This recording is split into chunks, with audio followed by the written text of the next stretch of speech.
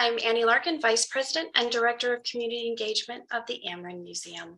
Welcome to Jewelry of the Southwest, Evolution of Southwest Jewelry Design and Influences with Duane Maktima.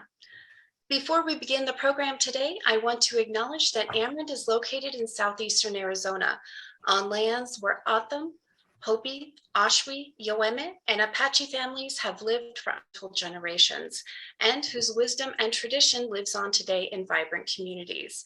We are grateful for what all of these communities, rich in history, have to teach us.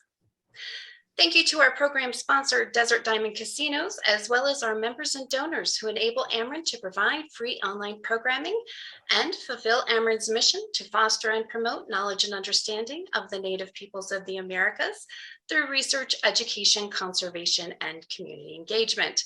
To learn how you can assist Amerind in supporting its mission and programs by becoming a member or donor, please visit amerind.org. On June 11th at 11 a.m., Amerind will host a free online lecture, Ancient Mesoamerican Population History, Estimating Past Complexity and Change from the Archaeological Record, with Drs. Arlen Chase, Diane Chase, and Adrian Chase. Please visit the events section of Amerind's Facebook page or website, amerind.org, for registration details. Then on June 11th at 11 a.m., Amerind will host the free online artist talk, The Art of Duane Manual. Please visit the events section of Amerind's Facebook page or amerind.org for registration details. And now I'd like to introduce our speaker for the day. Duane Maktima is a master jeweler metalsmith who is a graduate of Northern Arizona University's College of Creative Arts. Duane is an award-winning jeweler with 49 years working as an artist. In addition to selling in the best galleries, his pieces are held by several museums, including Amerind's. He has been artist in residence at Amerind many times and is also a member of Amerind's board of directors. And if you would like to ask Duane any questions during the program today, please type your question in the Q&A chat box, and we will share those with Duane after his presentation. And we are also recording today's program, and we'll send a link to the recording to all of our Zoom registrants later today. And with that, I'd like to welcome you to the program, Duane. Oh, it's nice to be here. And thank you for the nice introduction. It's an honor to be a part of the Amerind, not only the board of directors of the Amerind, but also to be part of the Artist in Residence program, which, like Annie just mentioned, my fourth season. And it's a second home for us, my wife and I, Jan, and myself. And we always look forward to being here. A lot of great people. It's a great institution. And I'm just very honored to be a speaker and for your for today's Zoom presentation. And what the talk I'm doing on the evolution of Southwest jewelry is I've always had this passion to learn the history of what has been a phenomenal legacy when you think about it.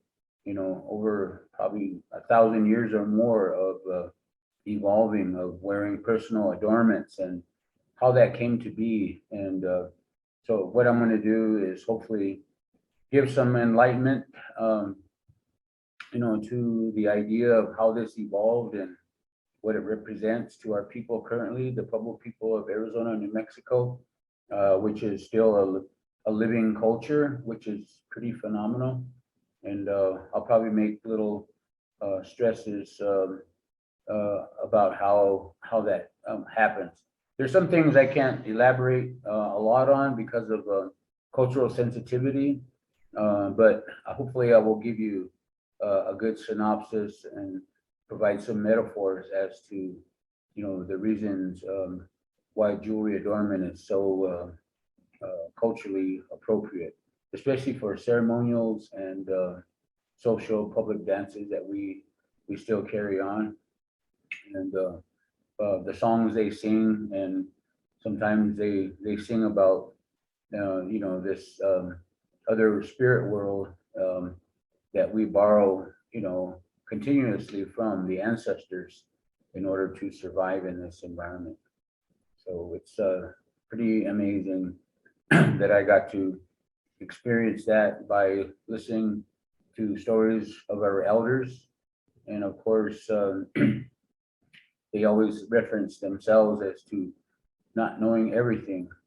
And so maybe it was a metaphor to reach out to other elders who knew other stories and other parts.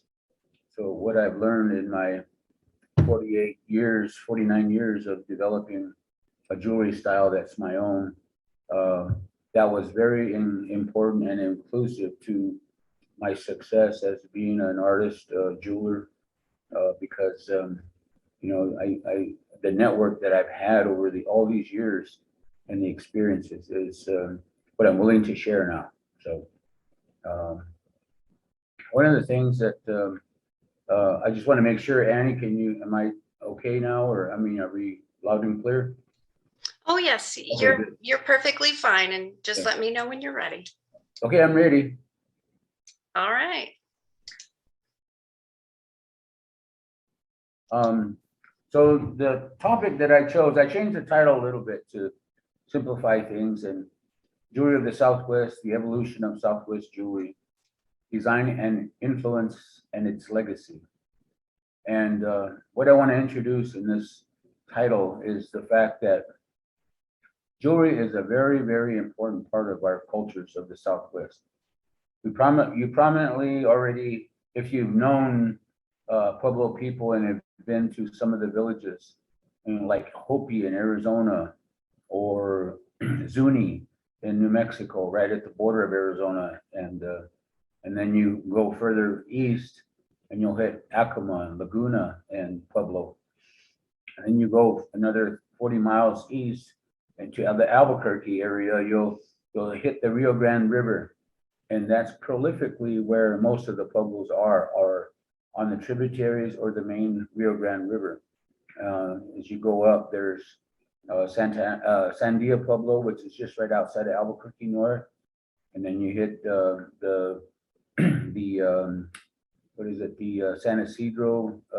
If you go north, you'll hit Santa Ana Pueblo, Zia Pueblo, Jemez Pueblo.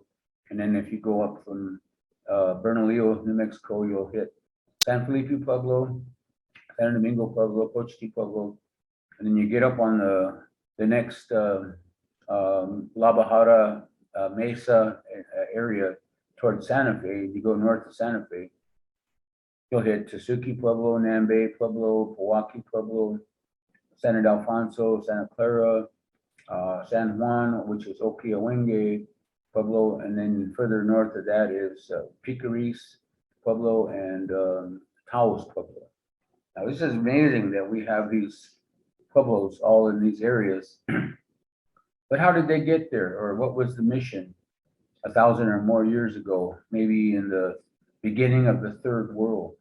And we reference, just like, so to speak, using a metaphor, the Bible. We have almost the same evolution of biblical sense.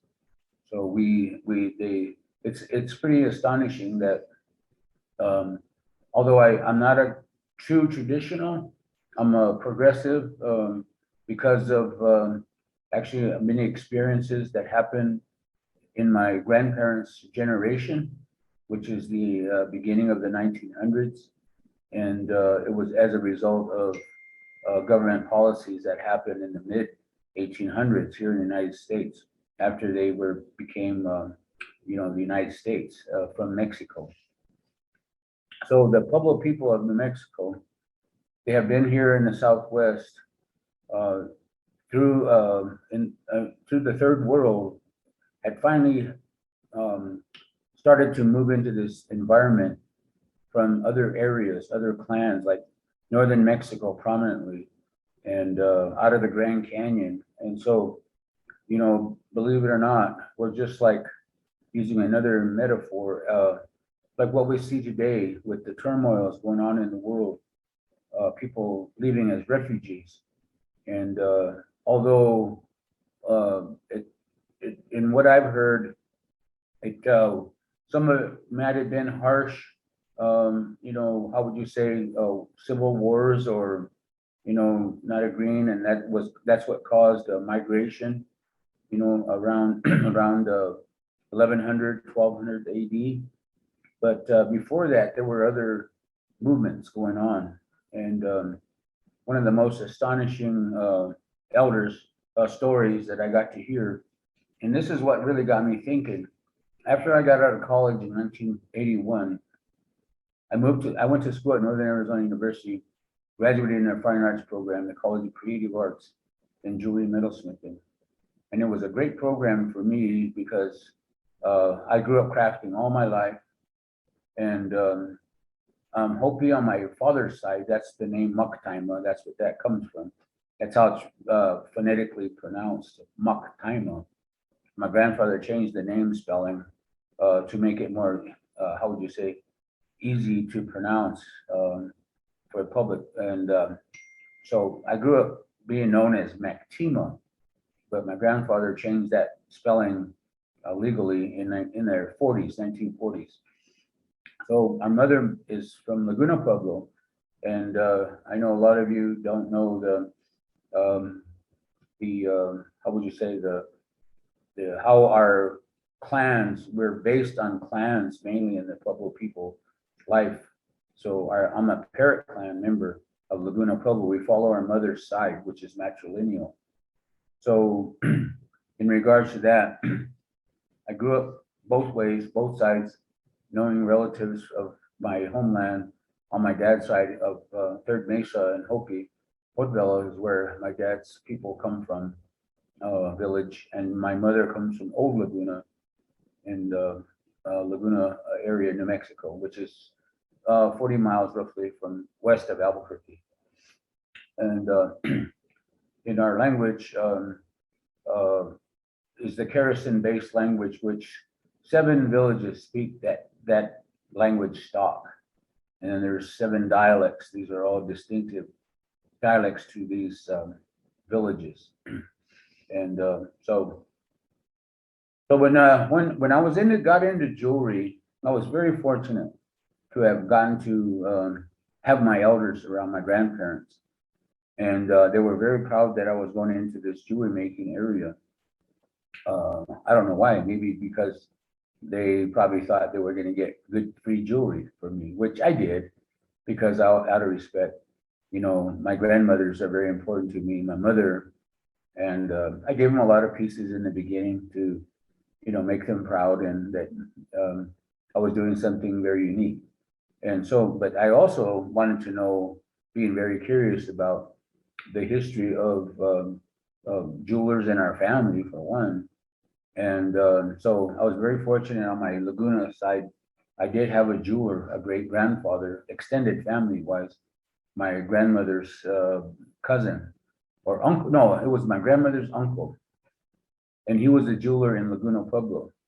And so, so my grandmother and then my mother, when she was very young, they would go up to his house, and he would help, tell them to help, in the old days, can you imagine, with very little tool technology, they did everything the old fashioned way, with had to make their own solders. And by that time, canned goods were coming in as a trade item.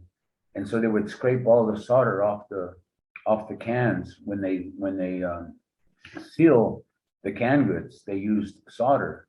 So that was one of the soldering methods that they used, was to scrape solder off the cans on the lids, so that they could use that on soldering jewelry, silver. And they would use coins for making jewelry. And so a lot of this jewelry is a vintage jewelry you'll see today traded on internet or in trade centers like Gallup, New Mexico, Albuquerque, Santa Fe, Sedona, Scottsdale, Phoenix, at museum shops and some galleries. They'll call that pawn jewelry, because the life of that jewelry is still a legacy and still carrying on. It's still such a collectible item yet. And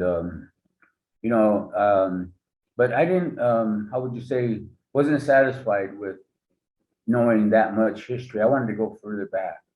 So I was very fortunate that one day I was asking my Hopi grandfather, and when he found out I was making jewelry, he often commented that you ought to try making this. He called it a Hopi style piece of jewelry, and it was just basically before metal was introduced, was using wood, driftwood, which is a soft cottonwood root, and they would carve dolls out of this wood, and they would glue turquoise pieces onto a square, well, maybe an inch long or longer, an inch square, and they would glue these turquoise little stones or nuggets to the top of the driftwood, and then of course they'd pierce a hole in it and use string at that time to thread it through the ear or make pendants out of it for to hang on, so to speak. I'm going to hold this up, the necklace like this.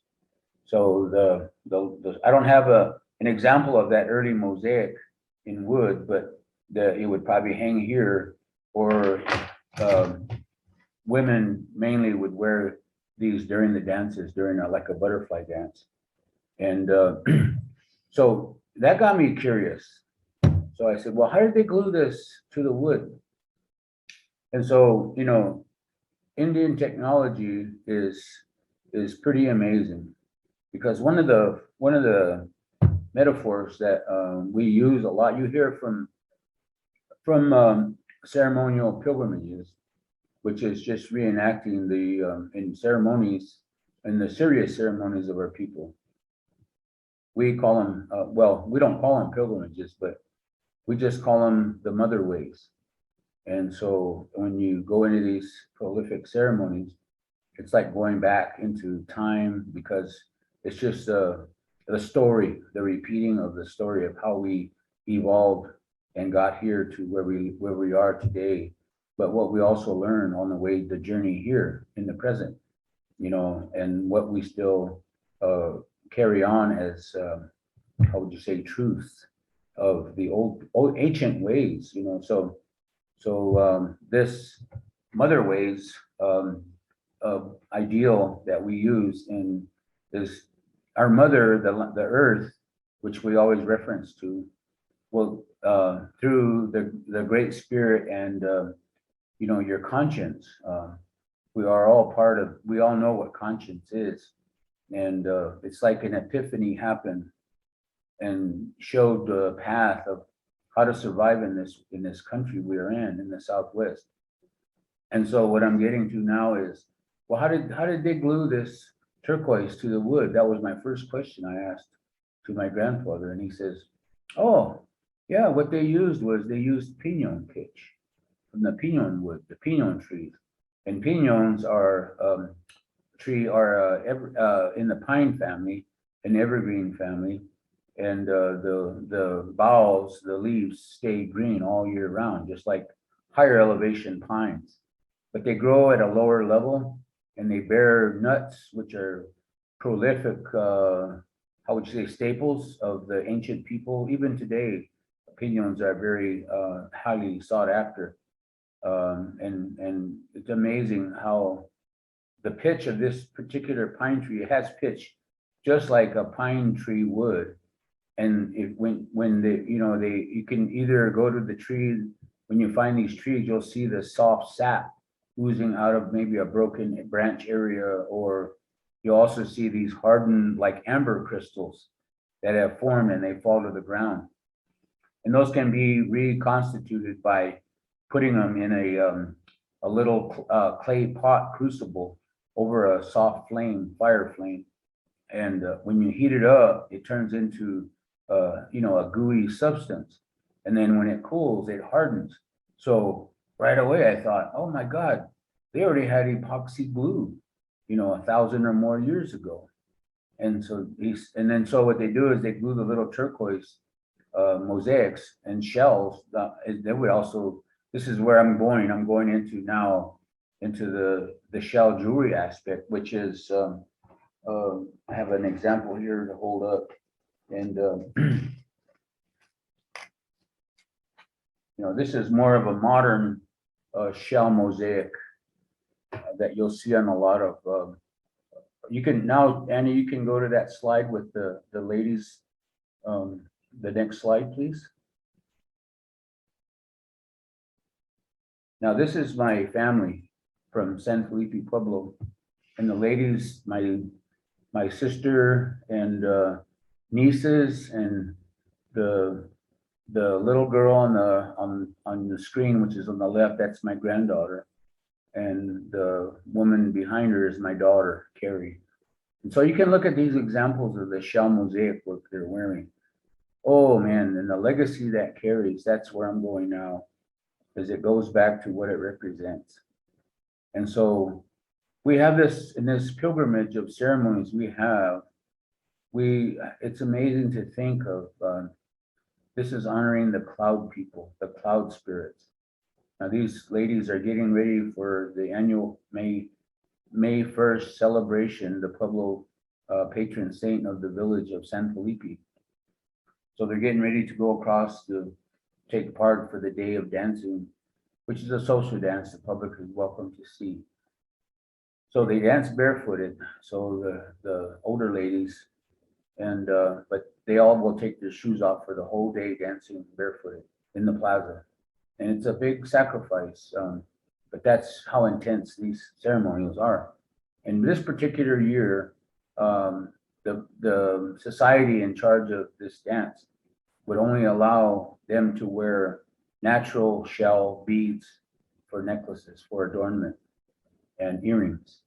And so maybe the following year, it goes to another society that's the liaisons for this dance, and they'll allow silver jewelry, or they'll just tell them you can wear any of your best jewelry that you have. But this particular year, they stressed only to wear natural stone stuff for jewelry and adornment on their ears. So this is really beautiful. And getting this picture, this photograph, before they go over, and they're going to wear the headdresses, they put those on, and that represents something very spiritual to our people. And it's these are the female cloud spirits. So there's male and female represented during this dance during the day. In Hopi, they call this the butterfly dance. So we're all assimilated people culturally. The Hopis, the Zunis, the Pueblo people of the Southwest, and we all share this wonderful culture of basically honoring the cloud people. And Turquoise is one of the prolific, how would you say, adornments, and used in many ways, either as paints, pigment paints for the color blue and green, or as well for offerings. And so the story I'm getting to is, now a lot of the songs they sing for these days and dances are honoring the cloud people, and they're enticing the cloud people to come from the Pacific Ocean as the form of clouds. And so they sing songs about the Pacific Ocean.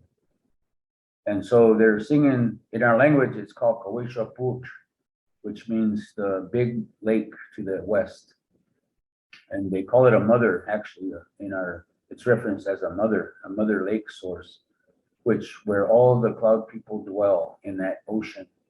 And so what the songs are going to be singing is to entice the vapor, the evaporation of water into the form of vapor, and then into clouds.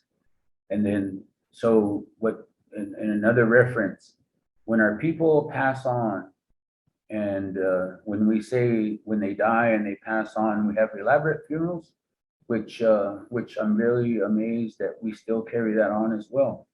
And it takes 4 days to finally complete a funeral after the person is buried.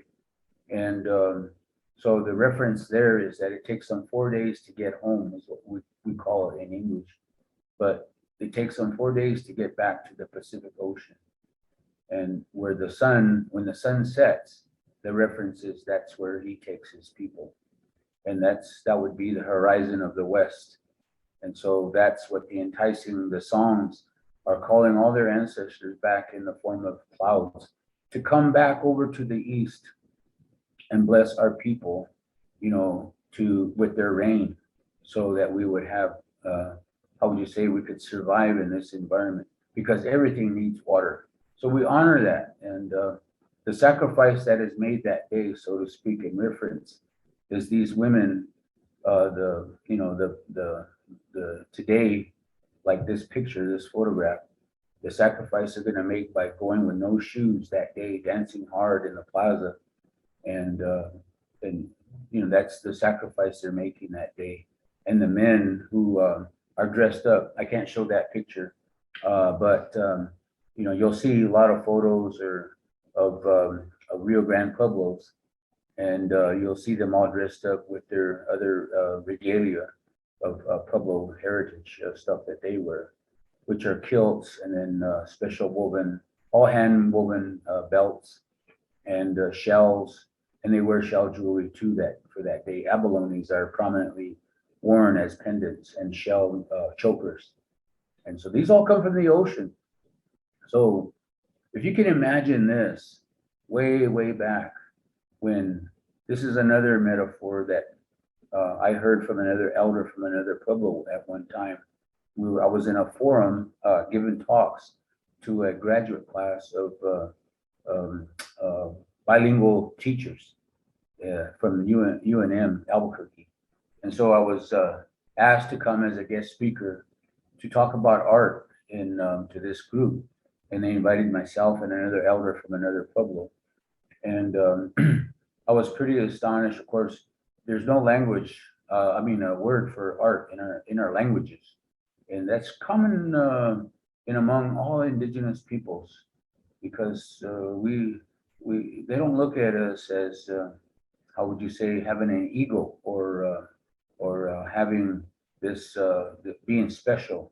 So that word itself, art, is a Western world, how would you say, part of the dialogue of the Western world that is different from the way we think and believe. So we try to be humble people in everything we do, and hopefully that pretty much how when you meet Puebloan artisans, you always hear this, that, oh, they're kind of shy, he doesn't talk much, or she doesn't say much, but that's because that's just our way of that nature of our way of how we present ourselves to the public. So you can imagine the songs and these spirits coming out of the ocean, and that's where the shells evolve. That's where that metaphor comes from. Is that what do these spirits in the waters have prolifically that they can dress themselves? These shells.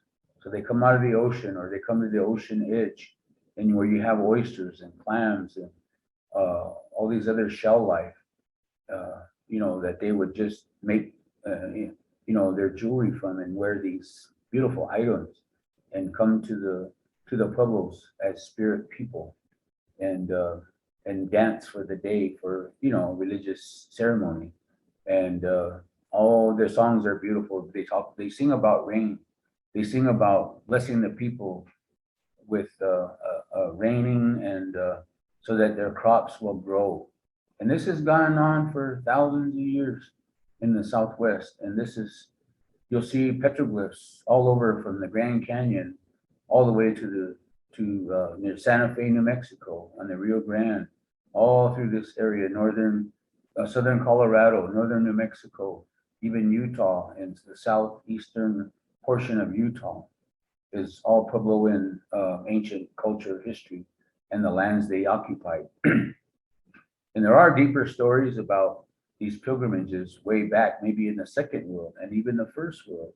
So prolifically, it's pretty astonishing to hear this record through storytelling. Now, in our culture, we don't write things. Everything is oral history, and that's another phenomenon that we carry dearly in our hearts, because it helps you retain stories. It helps you retain songs. If you get so used to seeing writing and reading books and so forth, then you kind of, I guess, distract your mindset, because some of these men, I'm not one of them, but it's pretty amazing when you talk to men in these villages that someone will say they know over 500 songs of different dances that they do. And that's actually a minimal of what they know and knowledge.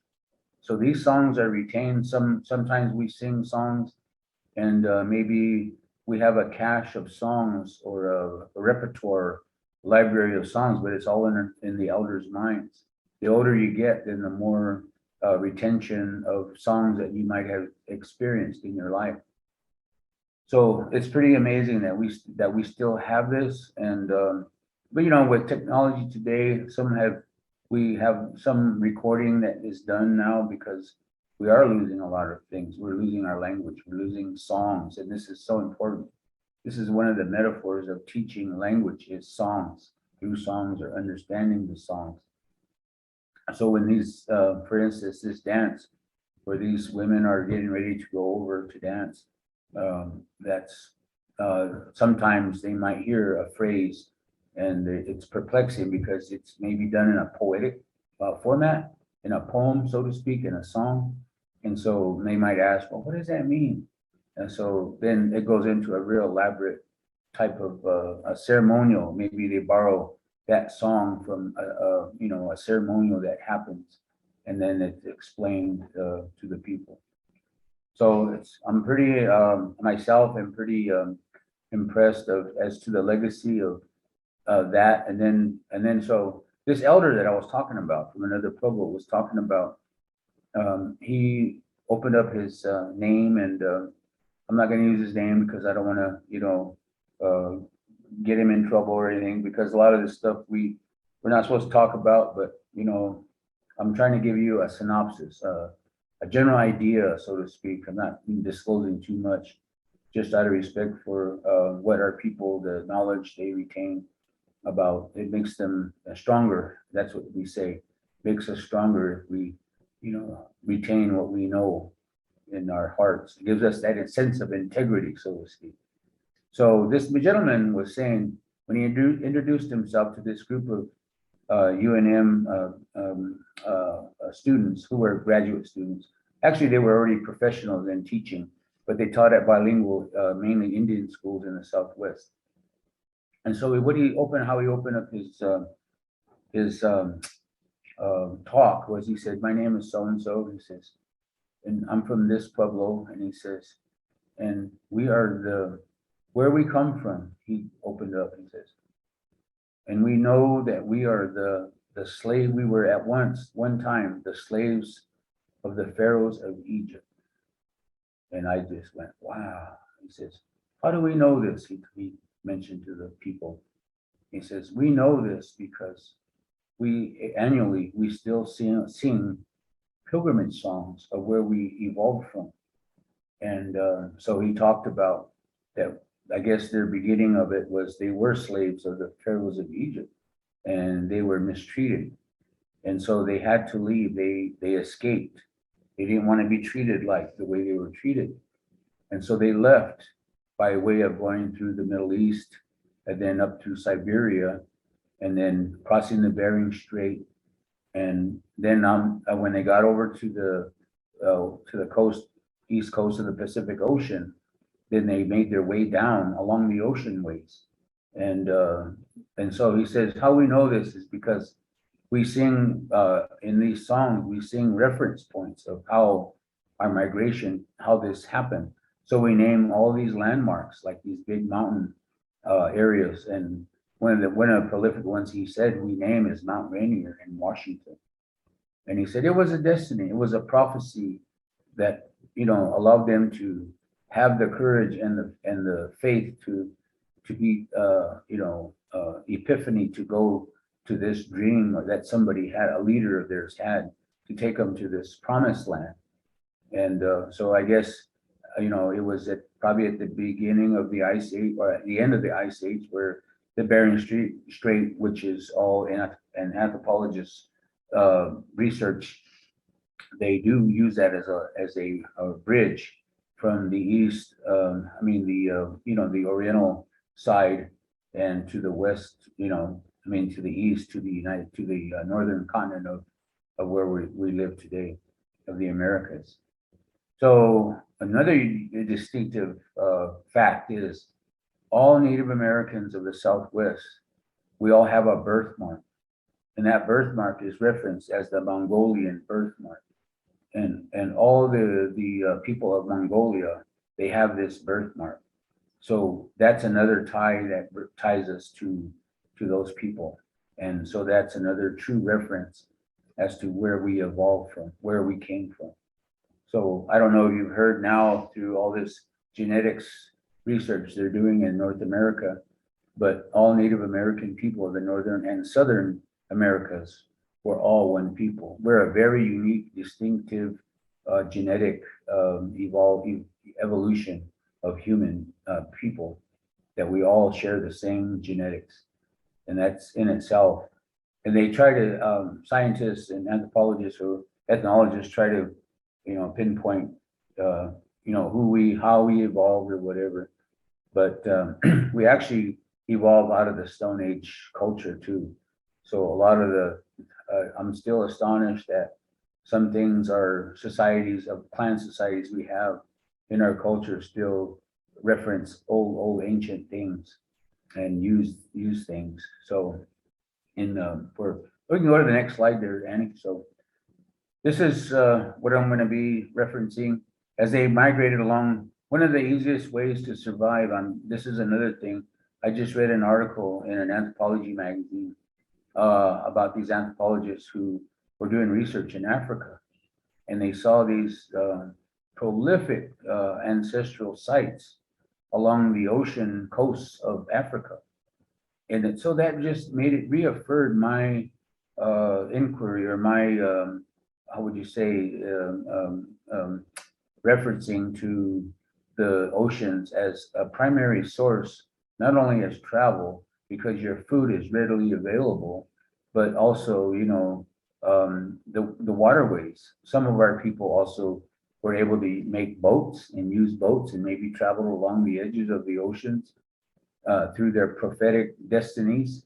And so this is ancient shell mosaic jewelry that was acquired in central Arizona. These pieces are either from like before the 1200s in central Arizona. The people of that era, the Hohokam people, the Salado people, the Sinawa people, and this is the reference from coming from either northern Mexico all the way up to Flagstaff, Arizona, below the escarpment of the Mogollon Rim, the very western end of the Mogollon Rim areas. And so these were things that were acquired and worn and made in that time, that evolution of making jewelry. So you can see this is again, if you were to analyze an ancient piece like this before 1200 AD, you would see the adhesive they used was pinon pitch or pitchy pine of some sort. And that was a trade item. Of course, if they didn't have it in their area, they would get it through people trading for back and forth. All the routes traveled, highways, systems, roads in Americas are all trade routes of ancient peoples of the Southwest. I mean, in our area anyway. And throughout the nation are all trade system routes that people used before the, how would you say, the wheel was introduced into the Americas of the United States or the northern continent. So this is what's pretty amazing. And turquoise is a very sacred stone to our people. And this is in reference, because the color is symbolic to what the clouds and the sky look like. It's also often referred to as the stone of the cloud people, and it's used in a lot of offerings to set the paths for the cloud people to come to. So it's used prolifically in offerings when ceremonials happen. And what they say is that when we use turquoise, it allows a path for the spirits to come down from the clouds to visit them, as dancers and form of spiritual ceremonial dancers. So that's what this reference is. Okay, this shell mosaic on the upper left side of the screen is a bird form. And this is probably more reference to an eagle, because eagles are sacred. And throughout our culture, out our history, eagles are the primary big cloud messenger for prayer offerings that are used. So that's why they're honoring this particular bird in the shape of a pendant.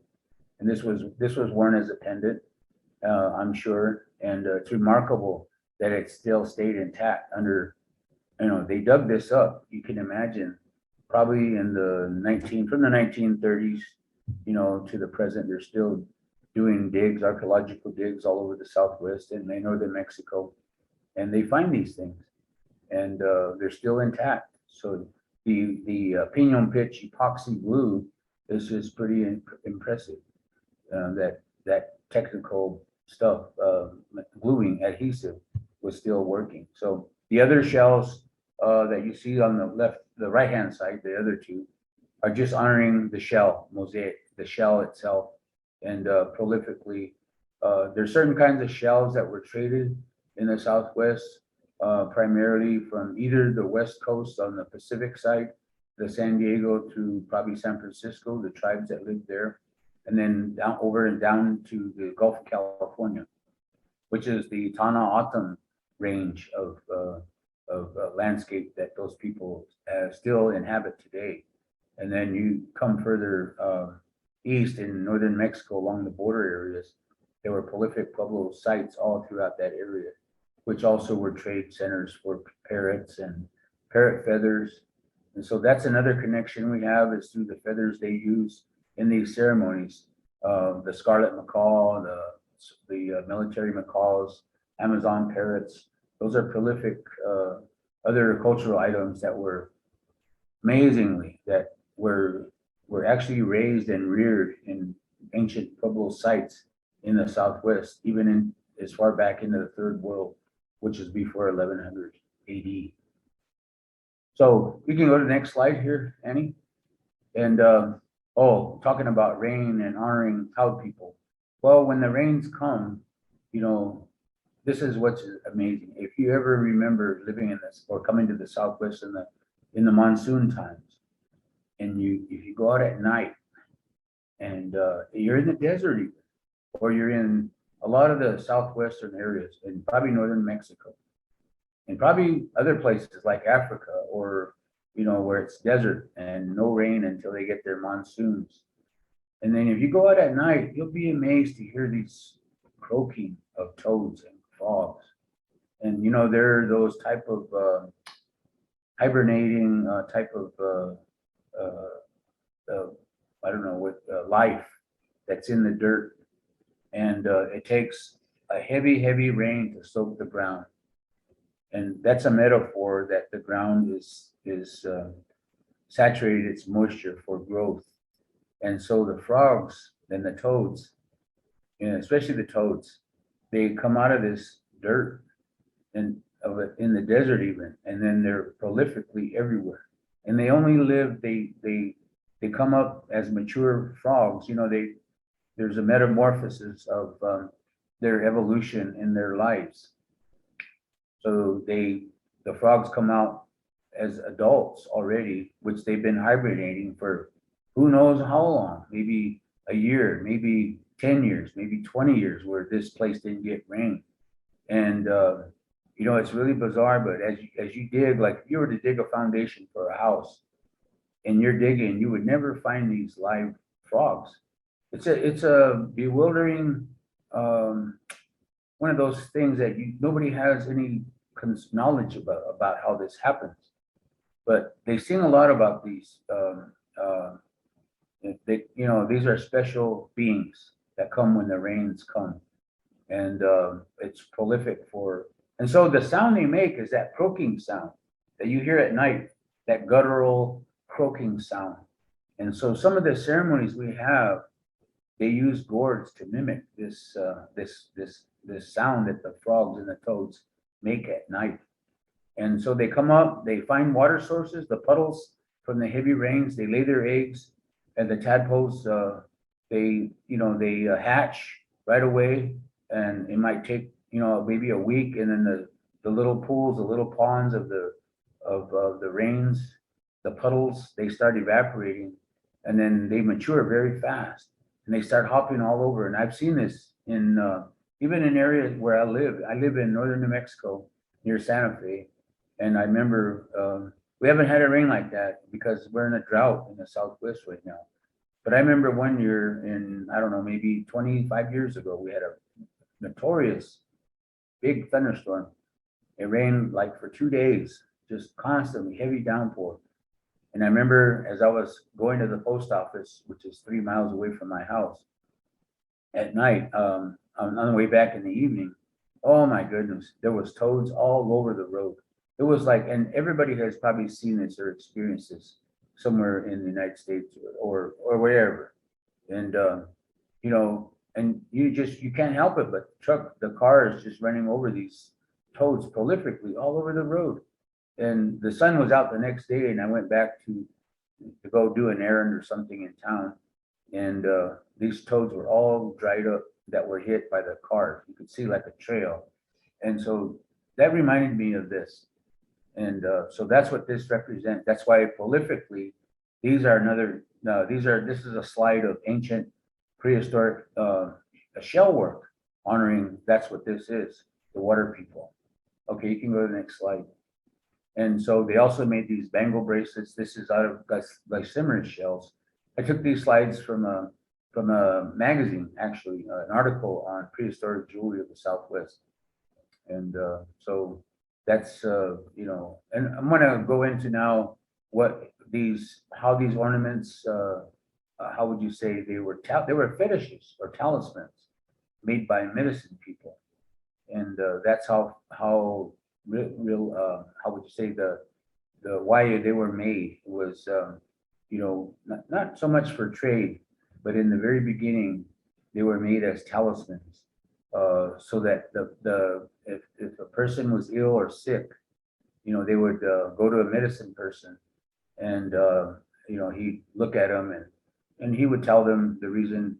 Maybe it was just they were missing a loved one or dear one that went to the other world, went to the cloud people.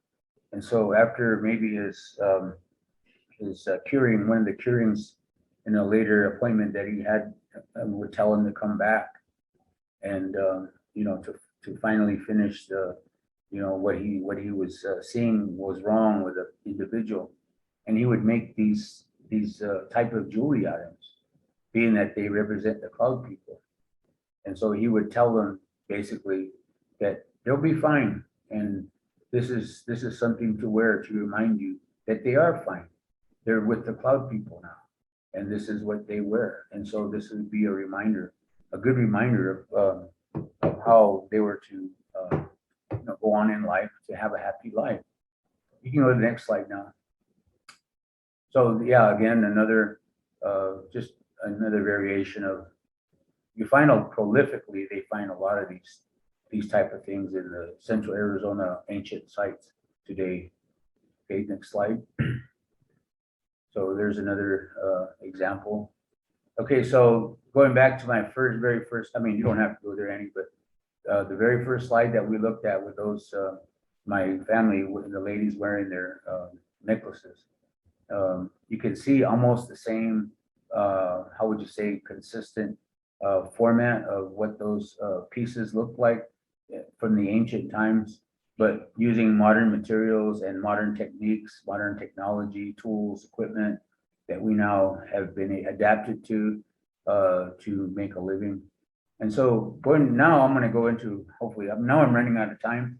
And so I'm going to cut this short here now and just give turquoise at one time I was referencing earlier, it was a sacred stone, and only because of its sacredness, we don't just go out and find turquoise, and then it didn't belong to anybody in the Southwest historically.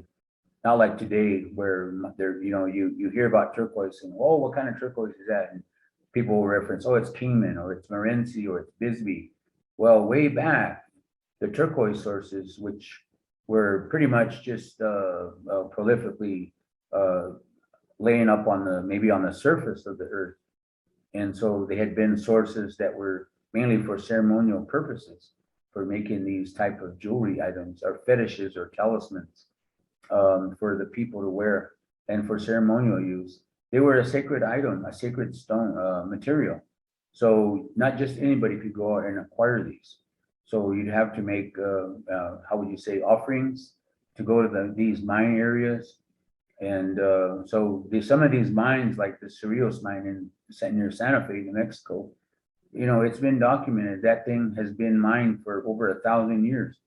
And that's the sad thing about it, is now it's private.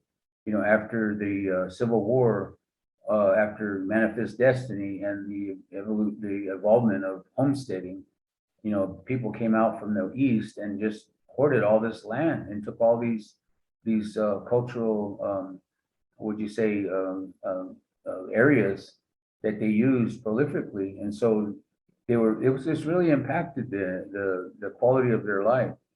And so now, and so the medicine people were actually, this is our medicine people that use this material.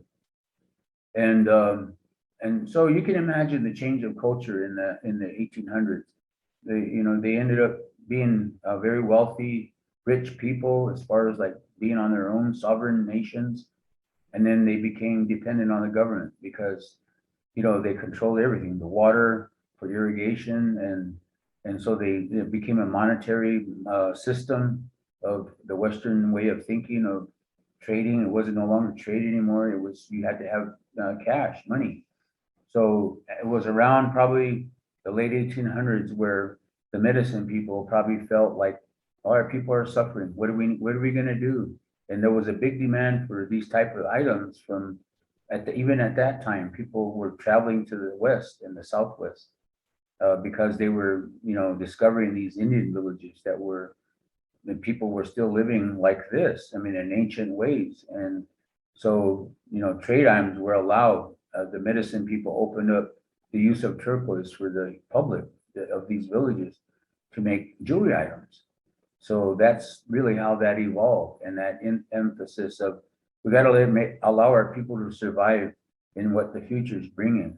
So this is how the beginning of Indian jewelry, so to speak, became. And so traders in the big centers, the cultural jewelry centers of Gallup, Albuquerque, a lot of these trading people, these families, they prolifically were here not as traders, but as miners. They were here, they came here in the early 1800s, middle 1800s to prolifically mine for gold and silver. But they didn't find it. So a lot of them failed. But what did they find? They found a lot of turquoise.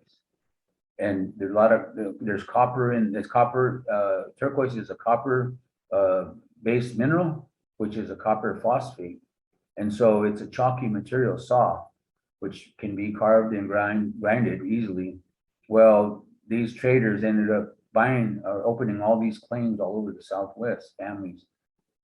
And so when they knew the Indian people used it and liked it, and so that was the beginning of our Indian jewelry movement. And so, Philip, you can go to the next slide.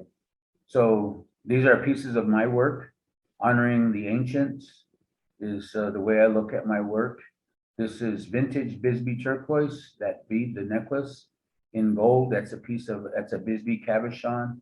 And this was early 1940s Bisbee mine, almost like a natural type of a bead. It's the turquoise you'll find in different how would you say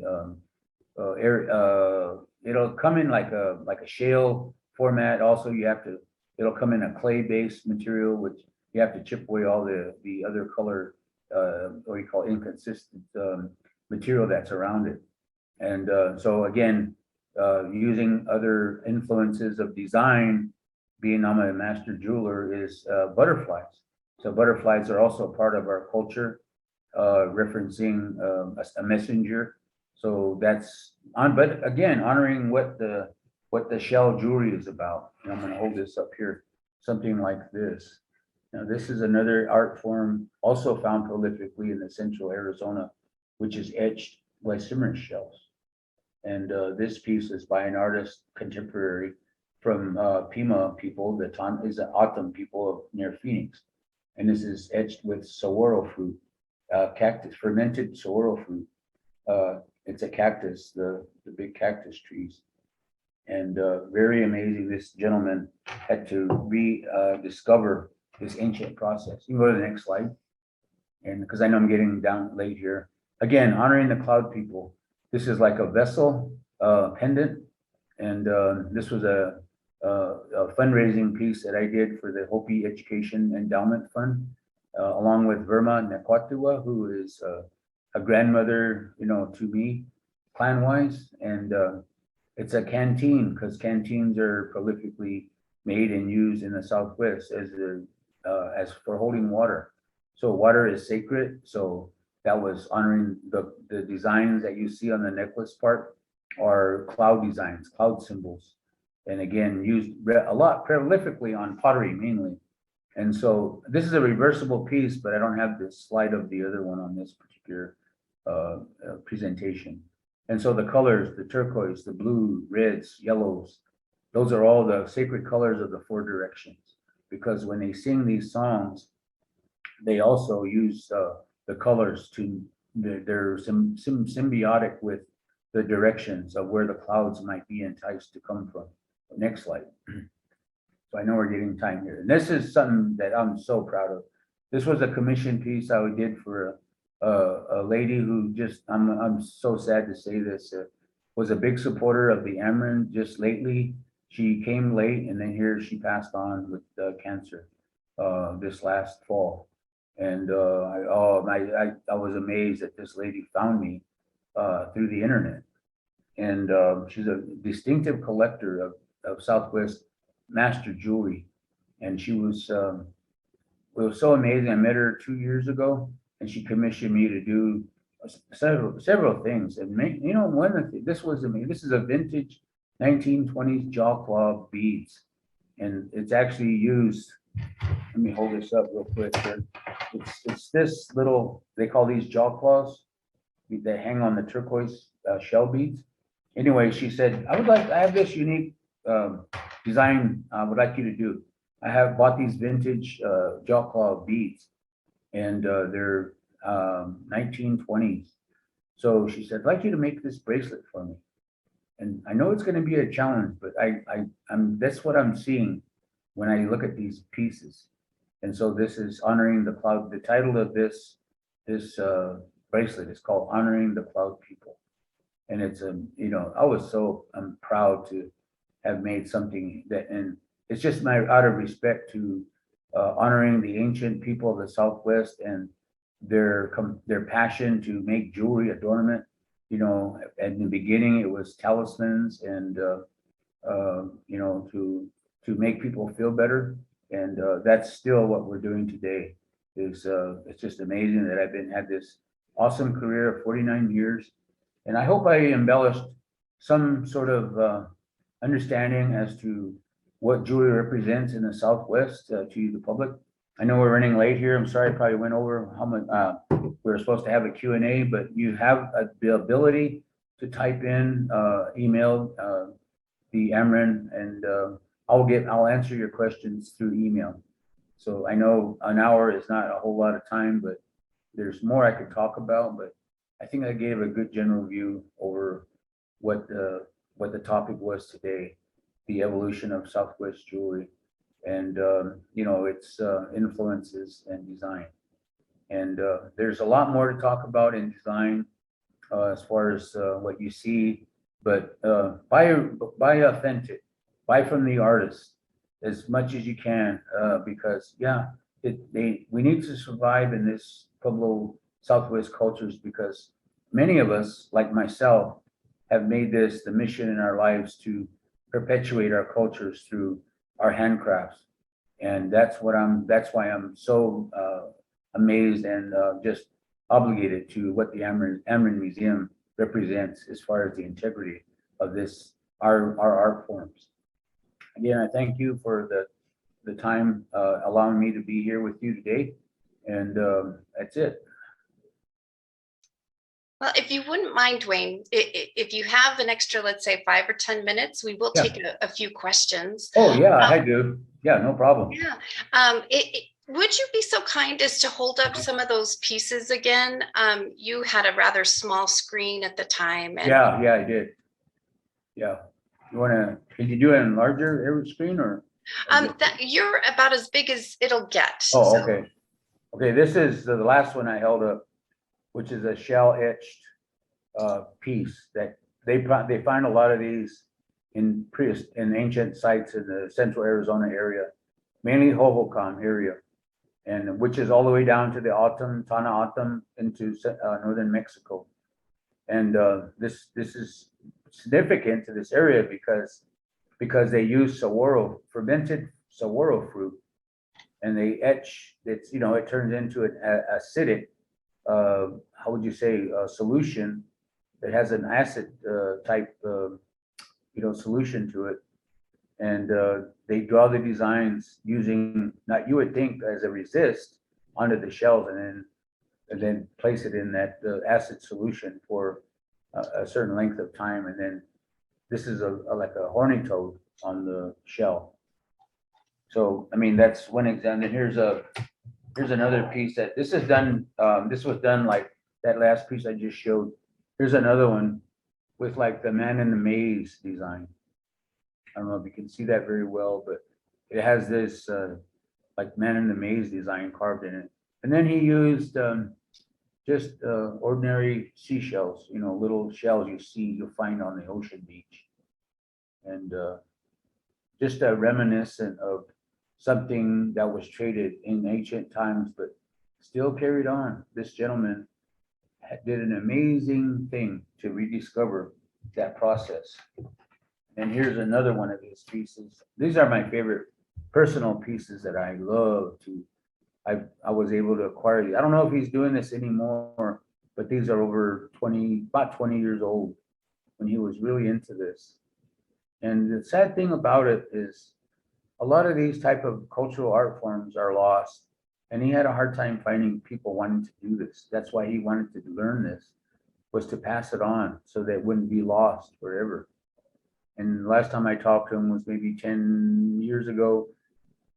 And he said he wasn't doing very much because of the fact that he couldn't find people interested and that really wanted to carry this on. So see, those are some of the people have jobs now. They don't necessarily, it's hard for an artist to make a living these days. And these are some of the other things in shell. This is spineless oyster shell. And this is a pendant that I made. I remember I was talking about the eagle motif. And this is prolifically indigenous to the Gulf of California, this material. And so I made an eagle, and then I put the eye. You can wear this either way. It's a reversible. So this one has a turquoise eye with a big turquoise nugget at the top where the catch is. I mean, the clasp to put it on the necklace. And so this is using the veins of the shell. These spineless oyster shell are only indigenous to the Gulf of California. And they've been a trade item, even used by the ancient Aztecs, the Mayans. It was a prolific shell for the, how would you say, the chiefs or the special medicine people of the ancient Aztecs and Mayan leaders. And only them could wear it. They wouldn't, and ordinary people weren't allowed to acquire this. But it was traded to the north, to the Pueblo people of Arizona and New Mexico. This is another one of, remember I was talking about frogs? Well, this is that whole idea of, this other artist from the area around the Pima people, the Autumn people in north, near Phoenix. This is a frog motif that he carved and etched. So again, this is prolifically what you would normally see today are these are shells, actually, the white beads and white shell, and then turquoise nuggets on the beads, and then the jaw claws here on the bottom, which are kind of something you find prolifically in the Southwest, used for ceremonial wear. Well, also, okay, I guess, is that good, Annie, or we have questions maybe? And yeah, we do have a few questions. As a result of you holding things up, people have noticed your bracelet. I have quite a few questions about your bracelet. Oh, yeah.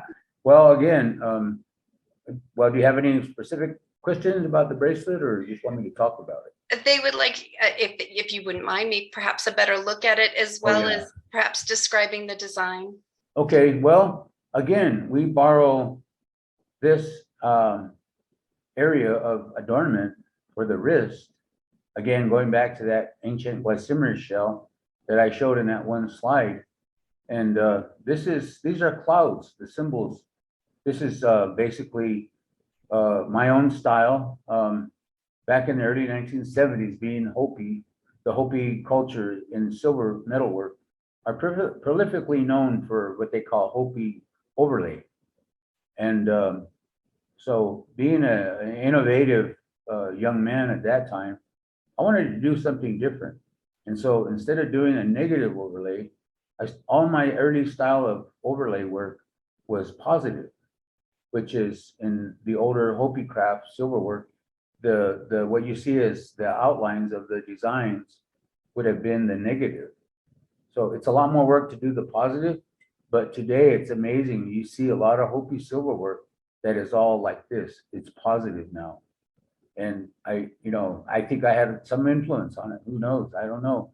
But this is I was doing something already at 19 years of age. This is a style that I started to develop. And this is all cloud symbols. And I'll go over here, see this design here. That's a rain cloud. And you can see the little lines that come down. That's the rain coming off the cloud. And then these are other ideas for symbols of rain clouds. And you'll see this zigzag flowing through all the way across the bracelet. And that's a symbol of lightning. And which also represents the water serpent, which has to do with water. And this is something I kept for myself. It's gold over silver. And it was a commission piece for a customer. And what happened was he hurt his wrist doing something. So right when I was done with it and I was going to ship it off, this is about 30 years ago, I've owned this piece. And he says, Duane, I can't wear bracelets. The doctor said not to wear bracelets anymore because I hurt my wrist. And so he said, oh, okay. So he said, well, I'm still good for what I'm going to pay you for it. He says, but make me a buckle instead, because he had a prolific buckle collection. So that was what I did. And I kept the bracelet because I never owned anything. This is the only piece I really own in metalwork. Again, talking about being humble. And if I wear stuff, I wear stuff like this. It's simple. I wear this all the time, and I like to make simple things. And for that reason, again, to wear them as talismans, just a reminder that why I'm here. It's the evolution of our people and the ancestry, the heritage of what I live today is reflecting that. I hope I answered that. And I believe you did. okay, good. Our next question is, what material are you using for, quote, glue to adhere stones to jewelry? Today we're lucky technology. We live in a very technical world today. One artist that was very prolific, famous as a contemporary, he's been gone, Charles Lolama from Hopi. And it's pretty amazing that he came from my grandfather's village at Hotville on Third Mesa in Hopi. But he was world famous. He was the Picasso of that stature in jewelry making. And he gave a reference or a quote that really was, I borrowed that a lot. And even back in this quote came in the 70s and for a magazine article or something, because he was very, very famous.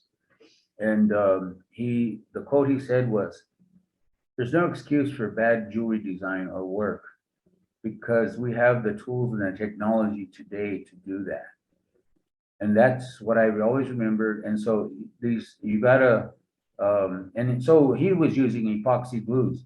Well, they've developed epoxy glues already to the point now where they set in 5 minutes. And it takes 5 minutes to set, which allows me to work the piece. Usually you give it like half an hour at least, so it'll set really good and glue in. And that stuff, the only way you can get it out is to burn it out, to remelt, how would you say, constitute the epoxy glue, which is a pitch, basically. The idea of having a pitch glue, and the catalyst would be the heat. So when you epoxy glues are is a resin glue, and then it comes in two parts. Part A is the resin, and part B is a hardener. And so you can do that like to make this piece, this little shell here, Mosaic. That glue is adhesive is strong enough to actually glue this to a shell. While you prepare the shell a little bit better, you would grind off the area you're going to glue the stones to. But I've made these for myself too, you know, just for family and myself. Okay, I hope I answered that. Our next question is, how do you drill shell without shattering it? Well, you use diamond. You know, again, technology is everything, and also dental burrs, because you use stuff that is already known in the field. You know, a lot of our industry in jewelry making today comes from the technical medical stuff. So you use dental burrs, and then they sell them now in jewelry supply areas, companies, you know, because that's what works. And a lot of the, you know, this technology we use for jewelry making, it's amazing. A lot of it comes from the dental industry. So even and optics, because the grinding, the machinery I have now for grinding stones and getting that really high gloss on a stone, no matter how hard or how soft it is I use it's actually the evolution that we're the technology I'm using in lapidary is the beginning of the evolution of optics and making lenses for telescopes, microscopes, glasses, eyeglasses. And so as they evolve that to make it so sophisticated today, like to get a pair of eyeglasses, you see ads where they can make a pair of glasses in a day. I've ordered glasses and had them shipped from New York in 2 days. Prescription glasses, pretty amazing. But the technology I use is the first edition of what that technology was, and we use diamond impregnated abrasives, industrial diamonds into the wheels and the polishing wheels. So I go from like a very coarse grit of 80 grit to rough cut, like the heavier chunky stones, and grind them down, shape them. And then I go to another heavy diamond wheel, which is probably in the 220 grit or 280 grit. And then I go to a 600 resin impregnated diamond wheel. And then I go all the way to 3,000ths and 10,000ths grit at the very end, which will give you a glass surface. So of course, it's a lot of work sitting there when I'm grinding these materials. When I'm polishing, and I get to the 600, there's 3 more reels I have to go through. And I sit there and grind each face or polish, or I'm with water, has water dripping over the wheel. And I do 50 times on each surface. So I'm sitting there, it's very boring in some ways, but that's the part I love. I love to see the life of those stones come out at the final end. When you have that glass surface, and it's not a polish, it's not a compound polish, like it's not coated, it's actually the abrasives doing the final finishing on your pieces. That's what I'm known for, is in my own work, my design is the craftsmanship.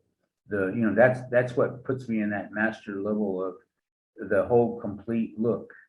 And as well as the design, everybody's always looking for, luckily in my field of profession, I work with fine galleries and museum shops, and that museum quality aspect that's my mission, is far as what I want to share as the end result is so. And this is what another phenomenal thing in the 49 years, I'm going in my 49th year of doing this.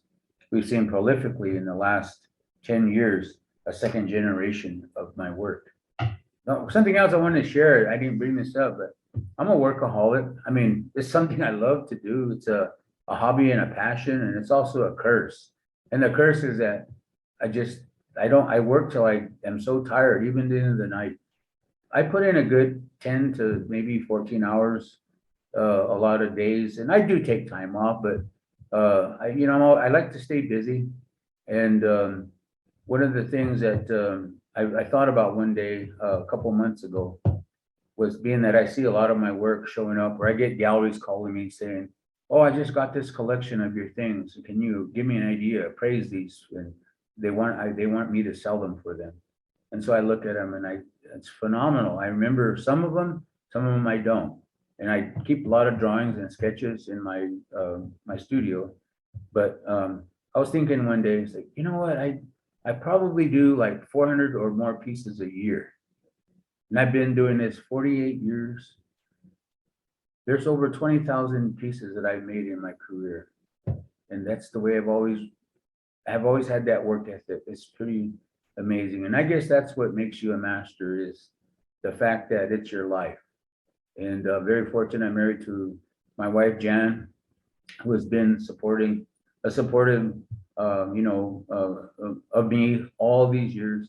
And the children we have raised, they're adults now. They have their own families, but they all learned, and I passed this on to them. But they didn't, and I didn't stress to them to be a jeweler. I told them this is a great life. It's something to fall back on if you ever need it. But I give them the opportunity to do their own thing. So that's where that comes. That's where that's going with that. And they're both professions in their own right. As children, very proud of them.